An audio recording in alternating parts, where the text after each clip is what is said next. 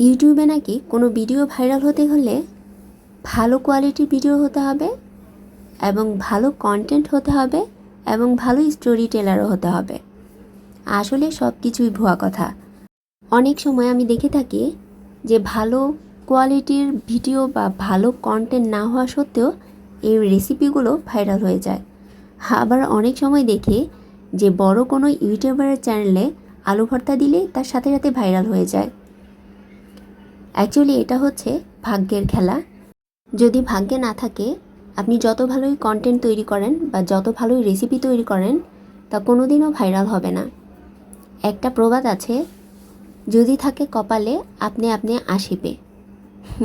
তাই আমি মনে করি যত ভালো কন্টেন্ট তৈরি করি না কেন বা যত ভালোই রেসিপি তৈরি করি না কেন, যদি ভাগ্য ভালো না থাকে তাহলে কোনো ভিডিও বা রেসিপি কোনো দিনও ভাইরাল হবে না।